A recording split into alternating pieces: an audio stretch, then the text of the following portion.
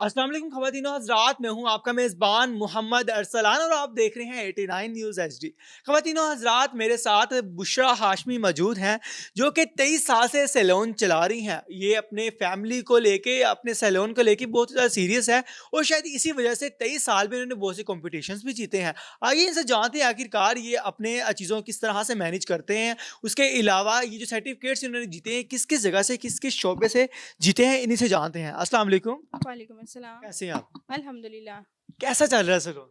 अल्हम्दुलिल्लाह, अल्लाह का शुक्र है, आजकल तो सीज़न है, तो काम का प्रेशर भी है। शुक्र अल्हम्दुलिल्लाह। ये वाहिद ऐसा काम है मेरे ख्याल से जो पूरा साल कंटिन्यूअसली चलता रहता है। नहीं, पूरा साल नहीं चलता। इसमें आप समझ लें कि 6 महीने काम होता है और 6 महीने रेस्ट होती है। कौन से 6 महीने काम होता है, कौन से 6 महीने रेस्ट होती है? ये मिक्स होते हैं सारे।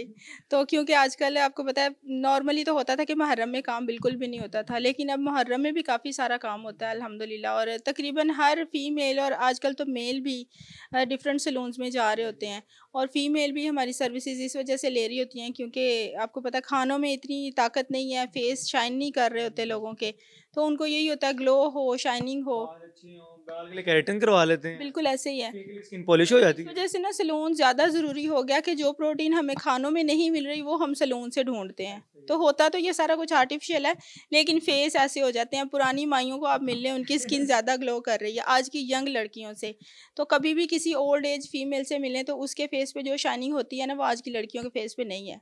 आपको लगता है कि हमें बजाय सैलून की सर्विसेज़ लेने के साथ-साथ अपनी जो इंटरनली अपनी नीड्स हैं उनको भी पूरा करना चाहिए? नहीं, लगता नहीं है, मुझे पता है। मैं बल्कि गाइड करती हूँ फीमेल्स को और आजकल की बच्चियों को ख़ास करके जो दूध नहीं पीती, जो गोश्त नहीं खाती उस तरीके से। अब बर्गर तो सारी खाती हैं, लेकिन वो बीफ और मटन से भागती हैं। ऐसे ही है। तो मैं खुद भी गाइड करती हूँ कि आप डब्बे के जूस से ज़्यादा बेहतर है कि फ्रेश जूसेस जो हैं वो घर में बनाएँ और पिएँ। ये नेमते हैं, हमें इसको करना चाहिए, खाना चाहिए। लेकिन लड़कियों की कोशिश होती है नाइट क्रीम लगाएँ, डे क्रीम लगाएँ, उसकी तरफ जाएँ। ये खुराक की तरफ बहुत ज़्यादा तवज्जो नहीं देती, जिसकी वजह से ज़्यादा मसले बन रहे हैं। डॉक्टर्स की जो है वो बड़ी आजकल चल रही हैं दुकानें इसी वजह से, क्योंकि खाना हमने होता नहीं है और भाग रहे होते हैं डॉक्टर की तरफ। आज चक्कर आ रहे हैं, बीपी लो हो गया, ये सारे मसले मसाइल। स्किन भी इससे मेरे ख्याल से ज़्यादा खराब होती है ये पॉलिशेज़ वगैरह और केमिकल्स वगैरह फेस पे लगाने से। बिल्कुल ऐसे ही है, स्किन बल्कि बहुत ज़्यादा केमिकल यूज़ करने से ख़राब होती है। बहुत सारी आजकल मैंने देखा है फीमेल्स को पुरानी जो लगा लगा के नाइट क्रीमें, उनकी यहाँ से स्किन रेड हुई हुई होती है, हुँ। वेन्स बाहर आ रही होती है, ऊपर वाली स्किन उन्होंने जलाई होती है।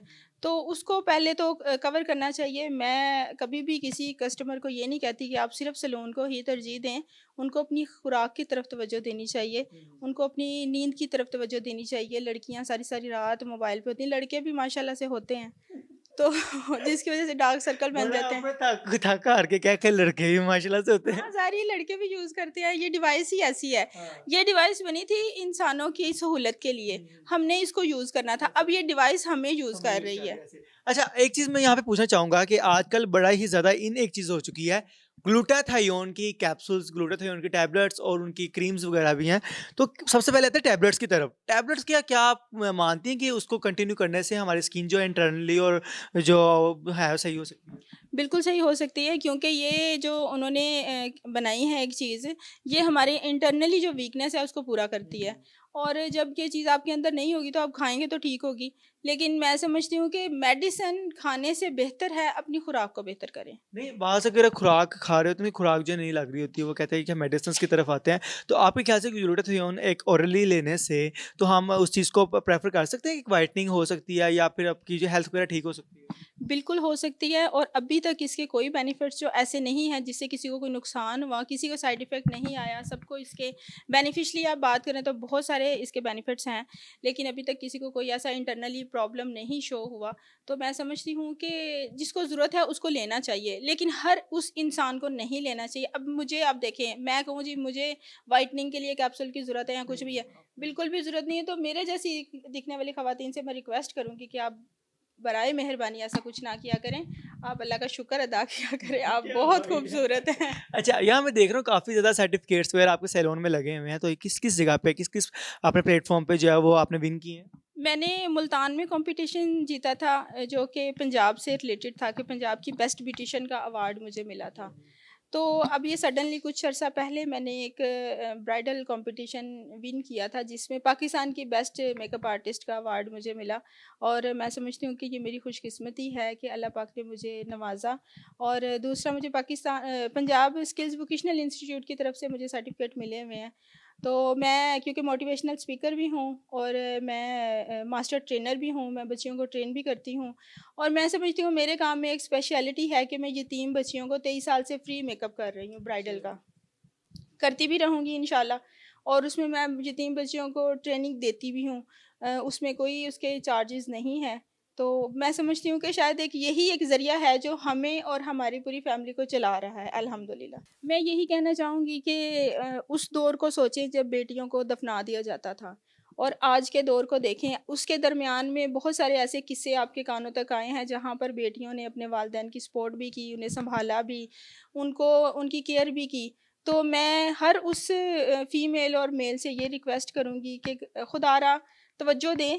ऐसा नहीं है कि मैंने देखा है कि वो दूध का ग्लास एक रखते हैं अपने बेटे के लिए और बेटी के लिए उसका बचा हुआ। मैं यही कहती हूँ कि बच्चे दोनों आपके हैं, तो आप दोनों में बराबरी रखें।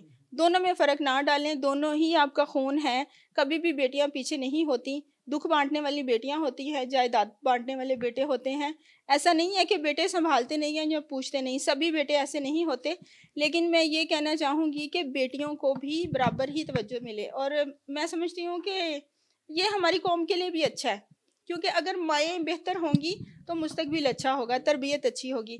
तो उन माँओं का ख़्याल कीजिए जो अभी आने वाले दौर में आने वाली हैं।